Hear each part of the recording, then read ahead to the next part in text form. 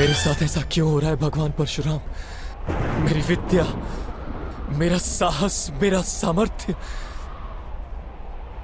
सब क्यों छूट रहा है मुझसे? ऐसा क्यों हो रहा है भगवान परशुराम? अंगराज कर्ण,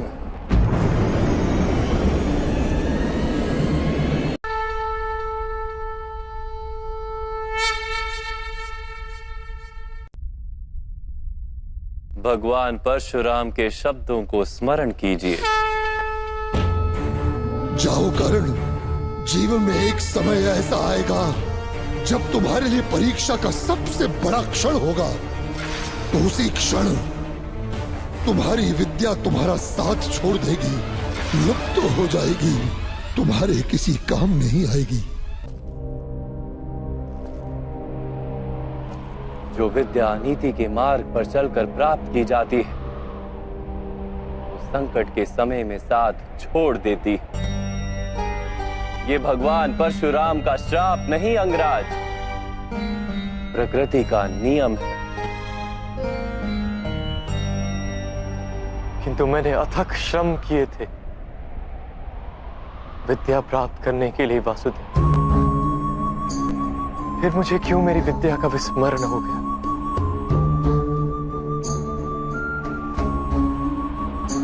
विद्या प्राप्त करने का प्रयत्न आपने क्यों किया था अंगराज? क्या विद्या का महत्व जाना था आपने? क्या विद्या प्राप्त करके समाज को लाभ देने की इच्छा थी आपके हृदय में? या केवल अपने अपमान का प्रतिशोध लेने हेतु आपने विद्या प्राप्त की? जब ज्ञान को मनुष्य साधन मानता है, किसी अन्य वस्तु को प्राप्त करने हेतु ज्ञान ग्रहण करने निकलता है, तब ज्ञान ग्रहण करते समय उसका मन स्थिर नहीं हो पाता। ज्ञान उसकी आत्मा का गुण नहीं बन पाता। जो व्यक्ति अमूल्य ज्ञान का मोल जानकर ज्ञान प्राप्त करता है, वो उत्तम बन जाता है।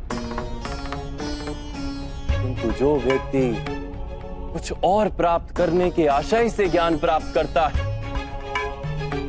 वो जीवन भर श्रेष्ठ बनने की स्पर्धा में लगा रहता है, किंतु उत्तम नहीं बन पाता। आपने भी ज्ञान प्राप्त किया किसी आशय से, भगवान की शरण में रहकर भी आपका मन शांत नहीं हुआ। आप प्रतियोगिता करते रहे कहीं दूर बैठे अर्जुन के साथ। मैं लौटूंगा, पर इतना विश्वास दिलाकर जाता हूं कि मैं भारतवर्ष का सबसे श्रेष्ठ धनुर्धर बनकर लौटूंगा और आपके सभी शिष्यों से श्रेष्ठ बनूंगा मैं। ज्ञान प्राप्ति का आपका आशय ही अनुचित था, तो इस विद्या का विस्मरण कैसे नहीं होता अंगराज? कैसे नहीं करता मैं प्रतियोगिता वासुदेव? कैसे समझौता कर लेता अपने जीवन के साथ? ये समाज निरंतर ही मेरी संभावनाओं को कुचलता रहा है, मेरी शक्ति को सम्मान नहीं दिया, मेरे सपनों को स्वीकार नहीं किया, सदा ही सूत पुत्र कहकर अपमानित करता रहा है मुझे। अपने पिता की बात मान लो, क्योंकि उन्हें ज्ञान है कि सूत में सामर्थ्य नहीं होता।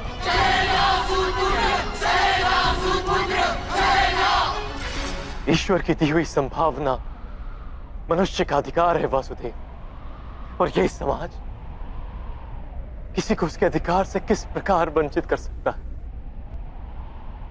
अवश्य ही ये घोर अपराध है राधे।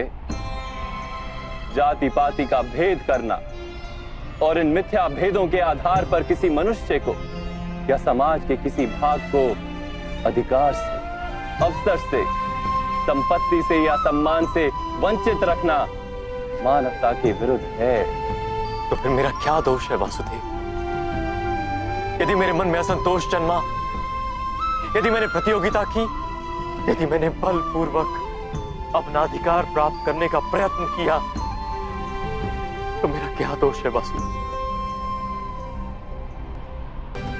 आपको जो दुख और अपमान मिले वो वास्तविक थे, किंतु आप उन्हें अवसर बना लेते तो समाज का उद्धार होता, और आपका कल्याण होता। आप जैसे शक्तिमान मनुष्य का आधार यदि अन्य शोषित और पीड़ित लोगों को मिल जाता तो कितने जीवन सुख से भर जाते। आपके पास संभावना भी थी, सामर्थ्य भी था और उस पीड़ा का अनुभव भी था, किंतु आपने अपना जीवन उन्हें समर्पित नहीं किया। आपने अपना जीवन समर्पित कर दिया दुर्योधन को, जिसके पक्ष में केवल अधर्म था और कुछ नहीं।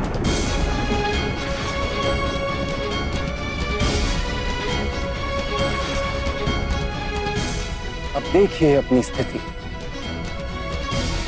आप दुर्योधन के पक्ष में खड़े रहे, आप पांचाली के वस्त्र हरण जैसे पाप के भागी बने।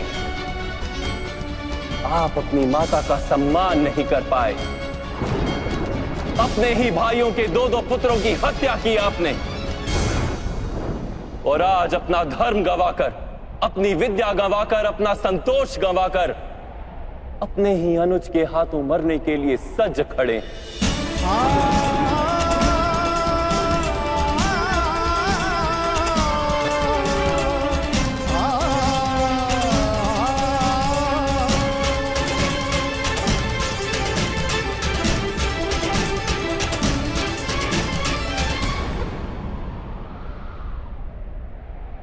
आप यथार्थ कह रहे हैं वासुदेव।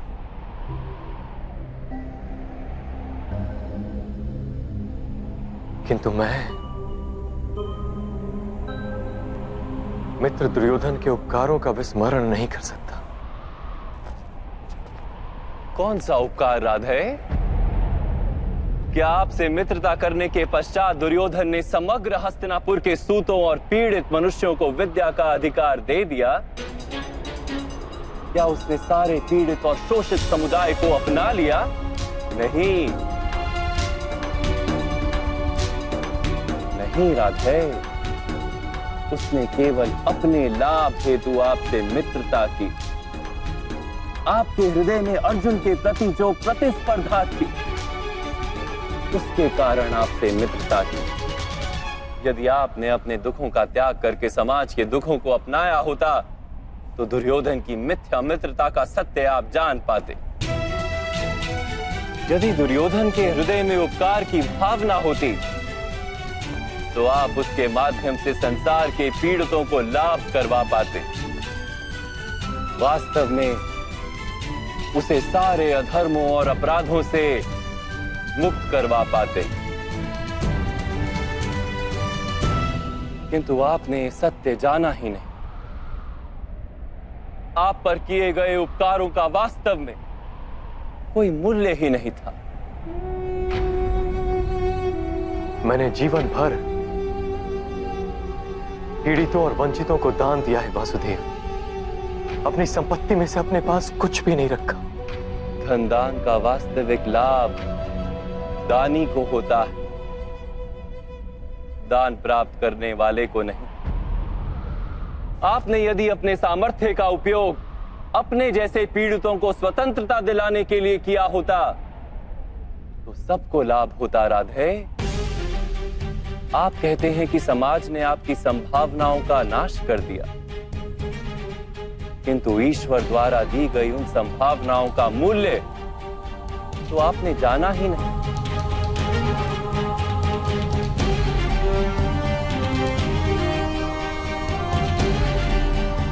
एक सत्य जान लीजिए, जो व्यक्ति समाज के लिए जीता है उसे स्वयं भी लाभ होता है, किंतु जो व्यक्ति केवल अपने लिए जीता है वो स्वयं को और समाज को दोनों को हानि पहुंचाता है। कुरुक्षेत्र में आज जो विध्वंस हो रहा है उसका कारण ना दुर्योधन है और ना ही मामा श्री शकुनी। ये पाप 3 महारथियों का है, महामहिम भीष्म, गुरु द्रोण और आप राधे।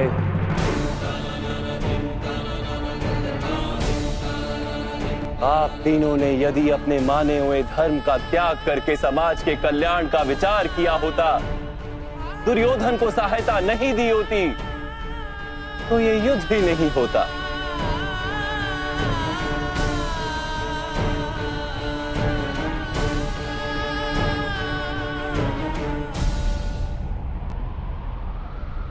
आप उचित कह रहे हैं वासुदेव। इस समाज को जितनी हानि अधर्मियों से नहीं होती, उससे अधिक हानि धर्म जानने वालों की निष्क्रियता से होती है। इस महायुद्ध का पाप हमारे सर है।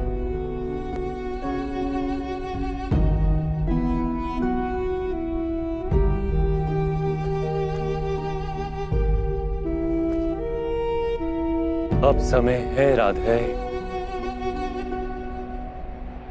अपने दुखों को भूल जाइए, अपने अधर्म का त्याग कीजिए और अपनी मृत्यु को स्वीकार कर लीजिए। इसी में समाज का और आपका कल्याण है राधे।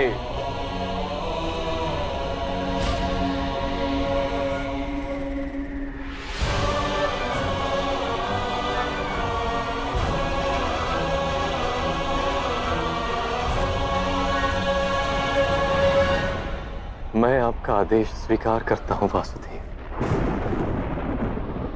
मृत्यु का भी स्वीकार करता हूं।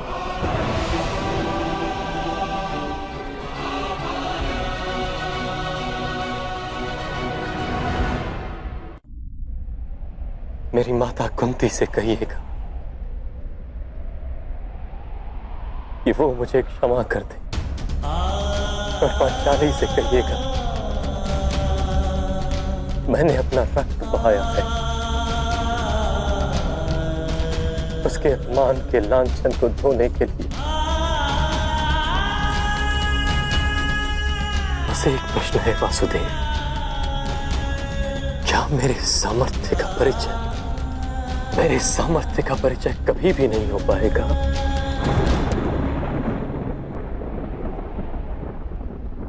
राधे, जब आपके हाथ में धनुष नहीं, आपके रथ का पहिया भूमि में धंसा और आपको अपनी विद्या का विस्मरण हो गया है, ऐसे अवसर का लाभ उठाकर आपका वध करना पड़ रहा है। क्या यही आपके सामर्थ्य का प्रमाण नहीं?